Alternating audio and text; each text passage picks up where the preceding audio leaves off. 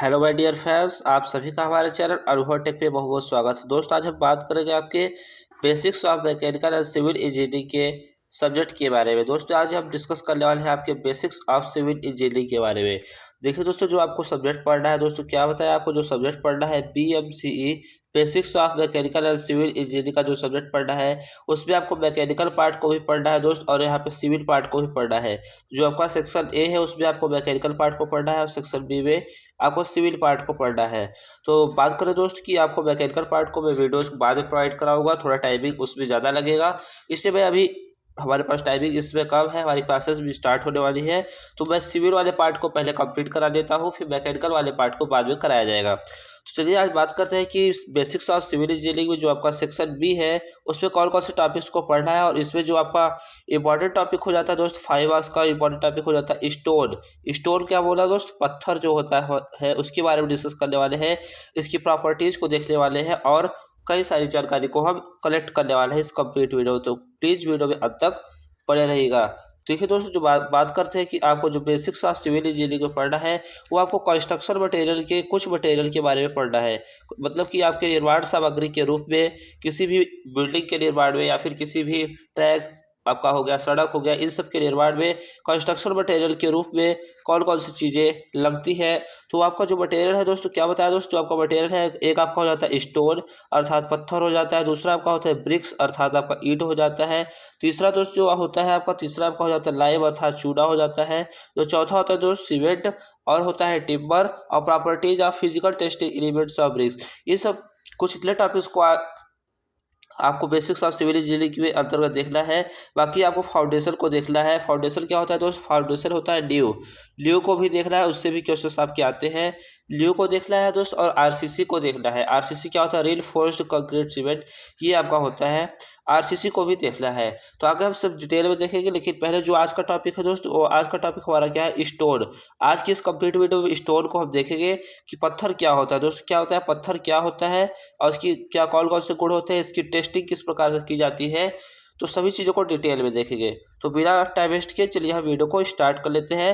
Next video दोस्तों आपको BRICS के बारे में अर्थात ईंट के बारे में बताया जाएगा। इसी प्रकार से मैं 4 से 5 वीडियो में आपके बेसिक्स ऑफ सिविल इंजीनियरिंग वाले पार्ट को 5 से 6 वीडियो के अंतर्गत समाप्त कर देंगे।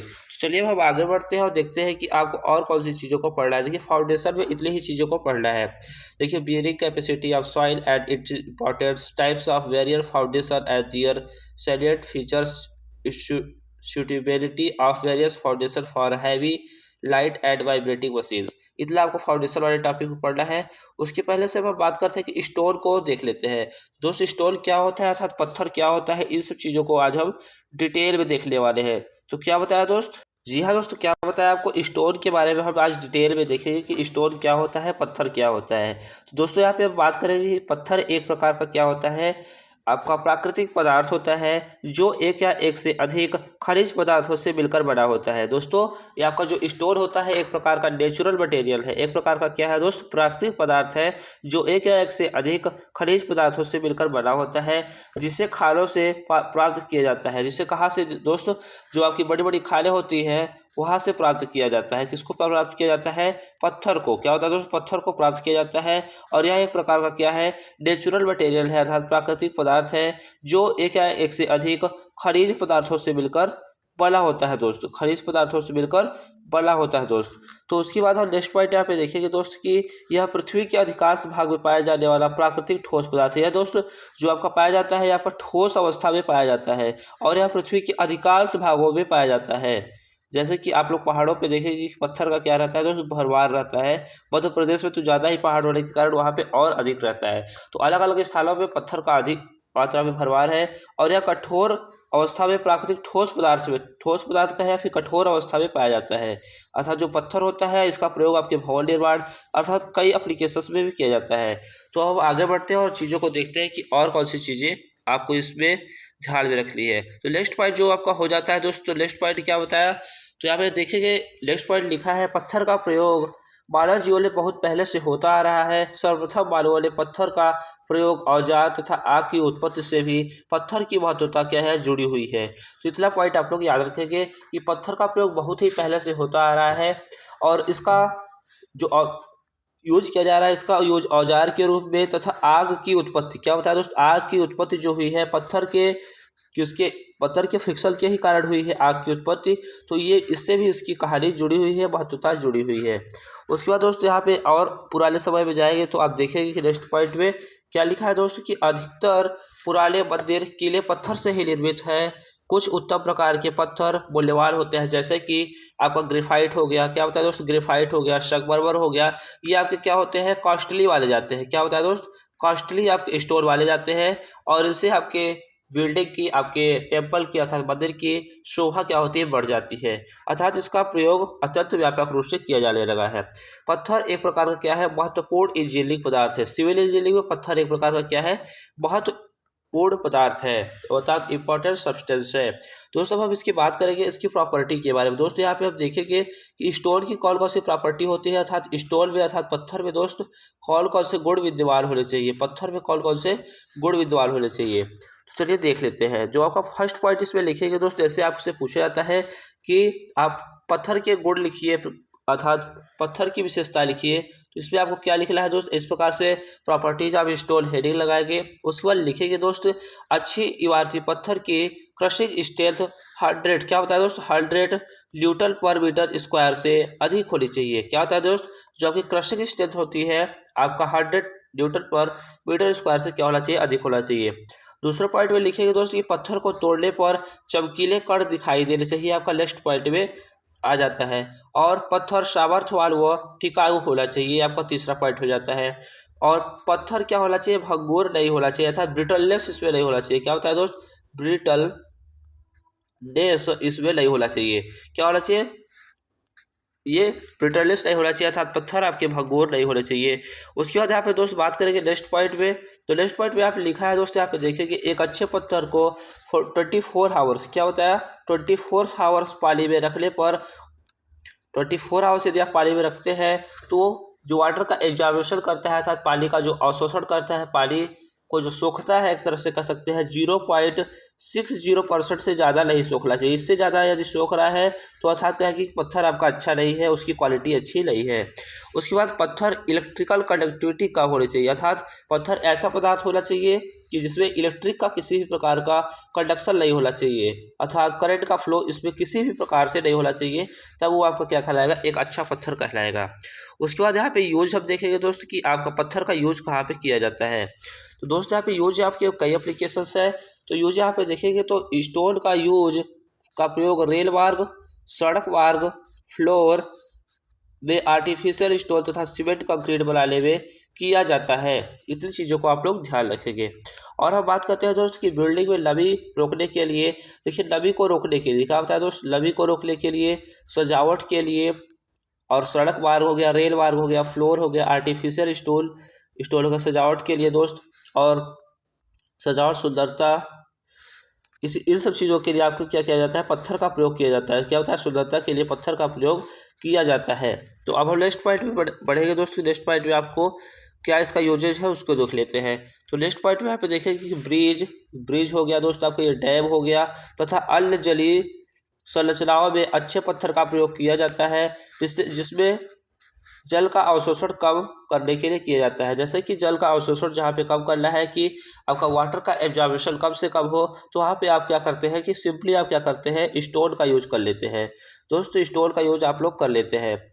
और हम बात करते हैं कि टेस्ट ऑफ स्टोन, अर्थात इसकी क्वालिटी को किस प्रकार से टेस्ट किया जाता है कि ये पत्थर आपका कितना स्ट्रेंथ इसकी कितनी है, अर्थात ये कितना क्वालिटी वाल है, मतलब इस कितनी गुणवत्ता आपके इस स्टोन में है। इसकी टेस्टिंग हम 3-4 प्रकार से करते हैं। एक आपका टेस्टिंग होता है वाटर एग्जामिनेशन टेस्ट, जिसे आप नमी अवशोषण परीक्षण कहते हैं। तो जिसके इस परीक्षण में क्या किया जाता है दोस्तों, तो इस परीक्षण में क्या किया जाता है, सिंपली देखिए यहाँ पे देख पा रहे होंगे। इस परीक्षण के लिए 50 ग्राम पत्थर के 3 नमूने लेते हैं। इन नमूनों को सुखाने के लिए ओवन में 105 डिग्री, क्या होता है दोस्त, 105 डिग्री सेल्सियस पर 72 आवर्स के लिए क्या करते हैं, गर्म करते हैं। तो जैसे ही गर्म करते हैं दोस्तों, इसे ओवन से निकाल कर बाहर करते हैं, मतलब इसको जब ओवन से बाहर निकाला जाता है 105 डिग्री सेल्सियस तापमान इन सब चीज़ों को याद रखेंगे तथा 72 आवर्स के लिए अर्थात 3 दिन के लिए इसको ओवन में रखा जाता है। उसके बाद जब निकालते हैं फिर इसका वेट करते हैं कि इसका वजन कितना है, क्या फ़र्क आया है इसके वजन में, सारी चीज़ों को देखा जाता है। इसके पश्चात क्या करते हैं दोस्तों, इसके पश्चात आशुद्ध जल में 24 आवर्स के लिए डुबाया जाता है। फिर इसे निकाल कर कपड़े से सुखाकर तौल लेते हैं। इस प्रकार से आपका इसका परीक्षण किया जाता है। और जो जल अवशोषण ज्ञात करने का जो फार्मूला होता है दोस्त, ये आपका क्या होता है, भार में जो वृद्धि हुई रहती है और सूखे पत्थर का जो भार पहले था उसको आप मल्टीप्लाई 100 से कर देते हैं अपॉन में करके, तो आपका कितना नमी को ऑब्जर्व कर रहा है वो आपका स्ट्रेंथ पता चल जाता है। वाटर एब्जॉर्प्शन टेस्ट इस प्रकार से किया जाता है। उसके बाद यहाँ पे ड्यूरेबिलिटी टेस्ट करेंगे। तो फिर ड्यूरेबिलिटी टेस्ट बताया क्या होता है दोस्तों, ड्यूरेबिलिटी टेस्ट आपका कई प्रकार से किया जाता है। दोस्तों यहाँ पे देखेंगे ड्यूरेबिलिटी टेस्ट आपका एक होता है स्मिथ टेस्ट। स्मिथ टेस्ट में क्या किया जाता है दोस्तों, स्मिथ टेस्ट में दोस्त देखेंगे कि इस टेस्ट को करने के लिए जार का 1/3 क्या बताया 1/3 भाग पानी से भर देते हैं, फिर स्टोन के 2 से 3 नमूने लेकर उसमें डाल देते हैं। तो इस प्रकार से आप लोग चीज़ों को याद रखेंगे कि स्मिथ टेस्ट में क्या किस प्रकार से किया जाता है। के लिए स्मिथ टेस्ट करने के लिए एक जार में उस जार का 1/3 भाग पानी से भर देते हैं, फिर स्टोन को 2 से 3 नमूने ले जाकर उसमें डाल देते हैं। उसके बाद यदि पानी लाइटली क्लाउड होता है, क्या होता है दोस्त, पानी यदि लाइटली क्लाउड होता है तो यह क्या है, ड्यूरेबल है। ड्यूरेबल है मतलब टिकाऊ है। यदि पानी डर्टी हो गया तो ड्यूरेबल नहीं है, मतलब कि पत्थर ज़्यादा दिन तक नहीं चलेगा। यदि आपका पानी क्या हो गया, डर्टी हो गया अर्थात गंदा हो गया, पानी गंदा हो जाता है। यदि जार में 1/3 भाग पानी लिया गया था उसमें 2 से 3 नमूने को डाला गया था, यदि पानी गंदा हो जाता है तो क्या कहेंगे कि आपका जो स्टोन है वो क्या है, ड्यूरेबल नहीं है दोस्तों। तो उसके बाद यहाँ पे एसिड टेस्ट किया जाता है जिसे अम्ल परीक्षण कहते हैं। तो एसिड टेस्ट किस प्रकार से होता है दोस्तों, इस टेस्ट का प्रयोग अम्लीय गैसों व धुओं को ज्ञात करने के लिए किया जाता है। तो इतनी चीज़ों को आप लोग याद रखेंगे। और हार्डनेस टेस्ट मतलब जो आपका स्टोन होता है उसकी कठोरता का परीक्षण किस प्रकार से किया जाता है। तो पत्थर की कठोरता को मोह स्केल MOH साइंटिस्ट का नाम है, मोह स्केल्स पर प्रदर्शित किया जाता है। यदि पत्थर को नाखून से खुरचने पर, क्या होता है दोस्त, यदि पत्थर को नाखून से खुरचने पर, मतलब जो ऐसे आपका पत्थर है इसको नाखून से जब आप स्क्रैच करते हैं तो यदि हार्डनेस निशान न पड़े, नाखून का निशान न पड़े तो हार्डनेस 2 लेते हैं, तथा चाकू से खुरचने पर निशान न पड़े तो हार्डनेस क्या लेते हैं, 7 लेते हैं। तो इस प्रकार से हार्डनेस इसकी ज्ञात की जाती है। और पत्थरों को घिस कर उसकी हार्डनेस ज्ञात की जा सकती है। ये भी एक आपका हार्डनेस ज्ञात करने का मेथड है। उसके बाद यहाँ पे स्ट्रेंथ टेस्ट करेंगे दोस्तों। स्ट्रेंथ अर्थात मजबूती का परीक्षण किस प्रकार से करेंगे, तो सामर्थ्य परीक्षण के अर्थात स्ट्रेंथ टेस्ट के लिए क्या होता है दोस्त, स्ट्रेंथ टेस्ट के लिए 4 सेंटीमीटर से 10 सेंटीमीटर भुजा का एक घड़ काट लेते हैं। जैसे पत्थर में इस साइज का क्या करते हैं, काट लेते हैं पत्थर को, तो जो अच्छी तरह से साफ करके 72 आवर्स पानी में डाल देते हैं, तथा इसके बाद 3 सेंटीमीटर मोटा प्लाईवुड रखकर 13.72 न्यूटन पर मीटर स्क्वायर का भार लगाते हैं, जिस पर वह टूट जाता है। तो इस प्रकार से किले न्यूटन का भार लगाता है दोस्तों, यहाँ पे याद रखेंगे 13.72 न्यूटन पर मीटर स्क्वायर का भार लगाया जाता है 72 आवर पानी में डालने के पश्चात। और साइज जो घन का रहता है वो 4 से 10 सेंटीमीटर का रहता है। तो इस प्रकार से चीज़ों को आप लोग याद रखेंगे। उस भार को यहाँ पे लिखा है पॉइंट में आगे देखेंगे, उस भार को नमूने की सतह के क्षेत्रफल से भाग देकर क्रशिंग स्ट्रेंथ निकाली जाती है। क्रशिंग टेस्ट निकालते हैं, क्रशिंग टेस्ट निकालने का यही मेथड है। और अब दोस्त बात करते हैं इसका टफनेस कैसे ज्ञात करते हैं। दोस्त टफनेस ज्ञात करने के लिए क्या किया जाता है, तो टफनेस को कैसे ज्ञात किया जाता है उसको देख लेते हैं। यह परीक्षण पेज इम्पैक्ट टेस्टिंग मशीन द्वारा किया जाता है। इसमें 50 kg, यहाँ पे याद रखें कि 50 kg भार से कम की 1/3 होती है। क्या होता है दोस्त, 1/3 होती है, जो इसमें 2 kg का भार गाइडों के मध्य गिरता है। इसमें कठोर इस्पात का 1 kg भार तथा 1 सेंटीमीटर त्रिज्या की तली वाला प्लगर होता है। क्या होता है दोस्त, प्लगर होता है। तिहाई पर 2.5 cm डायमीटर तथा 2.5 सेंटीमीटर हाइट वाला नमूना रखा जाता है। तो 2 kg भार को क्रमशः 1 सेंटीमीटर, 2 सेंटीमीटर तथा 3 सेंटीमीटर इत्यादि ऊंचाइयों से गिराया जाता है। और इस प्रकार से इसकी टफनेस का क्या किया जाता है, टफनेस का क्या किया जाता है, टेस्ट किया जाता है। और उसके बाद हम बात करते हैं कि यहाँ पे देखिए यल का मान जब आता है तो यल के मान पे आपका निर्भर करता है, क्या करता है हमारा यलथवी बार था यनवी बार, मतलब यन बार आपका यनवी बार गिराया जाता है। तो जो यन का समघात है इम्पैक्ट इंडेक्स हुआ। इम्पैक्ट इंडेक्स मतलब कि जो यन की वैल्यू है दोस्त यदि 13 से कम होती है, यन की वैल्यू जो आती है 13 से कम होती है तो पत्थर आपका क्या कहा जाता है, वीक कहा जाता है अर्थात कमजोर कहा जाता है। क्या कहा जाता है, कमजोर कहा जाता है। और 13 से 19 के बीच होता है यदि यन का बाल, क्या होता है दोस्तों यन का बाल, तो ये आपका मीडियम क्वालिटी का आपका पत्थर कहा जाता है, मीडियम क्वालिटी का पत्थर कहा जाता है। तो दोस्तों यदि यल का मान यहाँ पे 19 से अधिक है, 19 से क्या है अधिक है, तो आपका अत्यधिक क्या कहा जाता है दोस्त, अत्यधिक अच्छा माना जाता है। इस पत्थर को क्या करते हैं, अत्यधिक अच्छा पत्थर माना जाता है, साथ उच्चतम क्वालिटी का पत्थर, अत्यधिक अच्छा पत्थर माना जाता है। इस प्रकार से यल की वैल्यूज के द्वारा आप क्या करते हैं, यहाँ पे टफनेस की जांच करते हैं।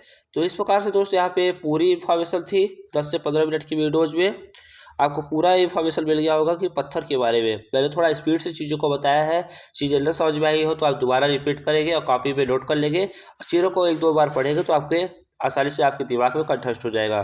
तो इसके नेक्स्ट वीडियो में दोस्तों हम डिस्कस करेंगे ब्रिक्स के बारे में अर्थात ईंट के बारे में। तो नेक्स्ट वीडियो का आप लोग इंतजार करिएगा, और किसी टॉपिक पर वीडियो चाहिए तो कमेंट करिएगा। तो वीडियो अच्छा लगा हो तो वीडियो को लाइक करिएगा। तो मिलते हैं नेक्स्ट वीडियो में नई जानकारी के साथ। Thanks for watching.